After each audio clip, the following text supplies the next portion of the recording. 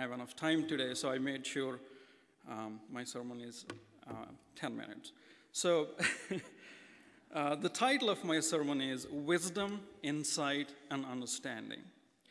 Now, when we are on the internet, when we scroll through some web pages, we would come across some of the articles like this. 14 qualities you need to have to be hired, or 7 qualities you need to have to be a good employee, or some qualities you need to have to be a successful person, right? Now, I went through some of these lists. I mean, every time I see something like that, I go through it and to see if I have all of them, right? And every list I have seen, I'm always wanting. There is something there that I don't have.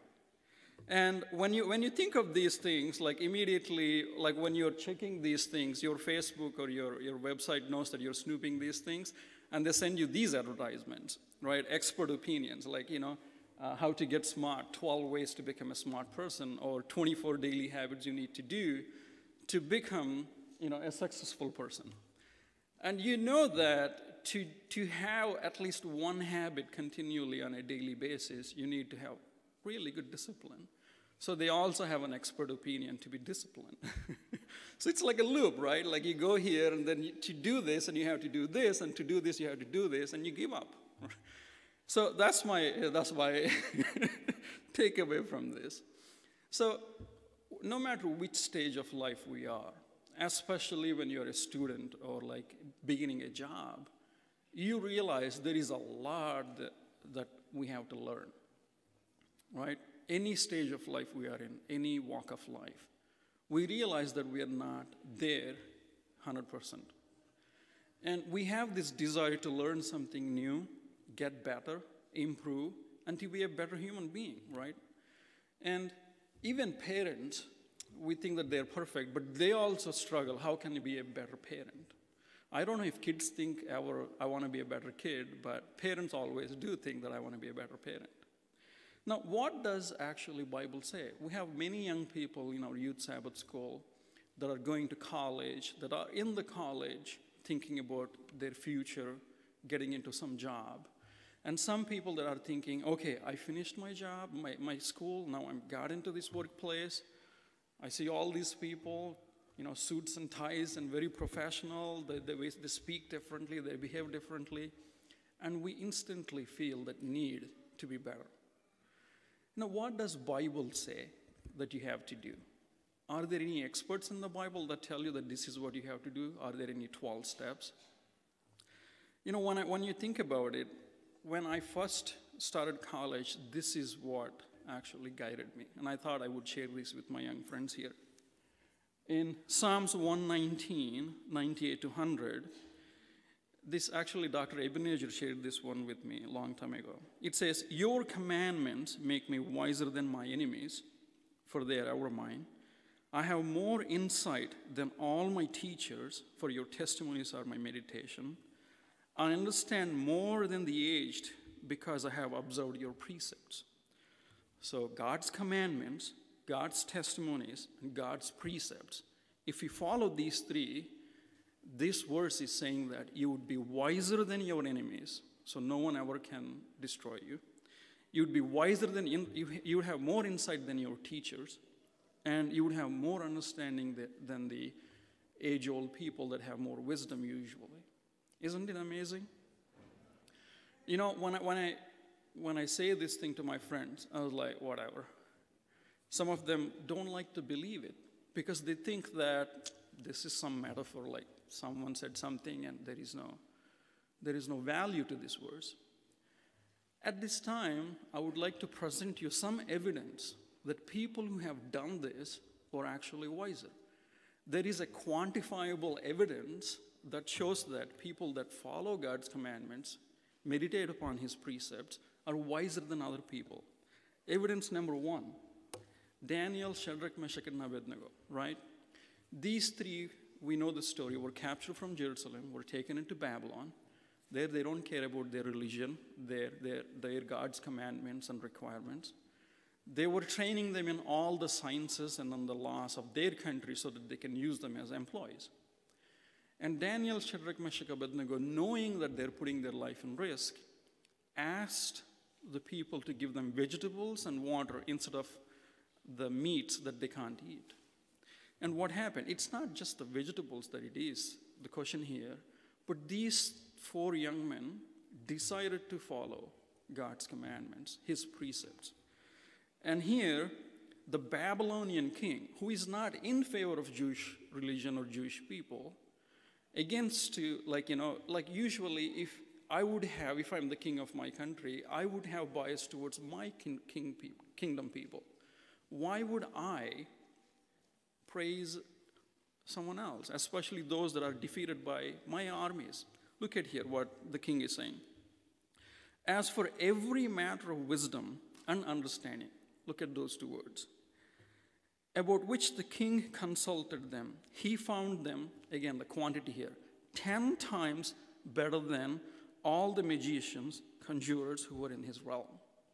In the entire realm, all the kingdoms that he defeated, they took the best people from all over. They trained all of them equally, and when he quizzed them, he found them quantifiable evidence, 10 times better than everybody else. Look at that. They are at disadvantage, but yet, because they meditated upon God's precepts and his commandments, they were 10 times better. Evidence number 2. We know the story of Joseph. He was taken as a captive. He went through unfortunate situations. And here, Pharaoh, right? He was talking to Joseph in Genesis 41:39. Then Pharaoh said to Joseph, "Inasmuch as God has shown you all this, there is no one as discerning and wise as you." Look at those 2 words, discernment and wisdom. You can go through many of these things in the Bible, and you can see how when we meditate upon God's commandments, his precepts, when we think of his guidelines that he gave for our life, how he blesses us. Personally, in my life, I was blessed. I wasn't the smartest kid in the class when I was growing up. I was one of the dumbest kids. Today, I am what I am because God blessed me. I'm still not the smartest, but I am somewhat okay. Praise to God, right? So here, James in chapter 1:17 is talking about every good thing given and every perfect gift is from above, coming down from the Father of lights, with whom there is no variation or shifting shadow. The whole world screams at us that, oh, you have to do this thing, you have to do that thing, you have to do that thing to become wise. But Bible is telling us it is what God does makes you smarter. It is what God does makes you a better person. It's not us. Our abilities are nothing. There are so many things that we don't know that contributes to our success. Right? I could think that because, I went to this GRE or SAT exam and then I got this score. But you don't realize the work your parents put in, the sacrifices they have done. You don't realize the dedication your teachers have towards you. And those are the only known things. The unknown things, the health and the wealth and the wisdom God blesses us, the conditions of the country. People in Syria right now can't take SATs. They can't go for SAT exam. But you can here today. It is a blessing of God. So I several times in my life thought that, look at me, how smart I am. And quickly, God reminded me, it is him who made me what I am. Now, we know that based on this verse, God is able to bless us, really make us good, give every perfect and good gift. But the question comes is like, why would he give it to me? I'm sinful, I'm bad, I'm not right person. He would give to somebody that preaches well, somebody that prays well. That's where Paul comes. He's talking in Romans chapter 8:32. He's talking about the Father.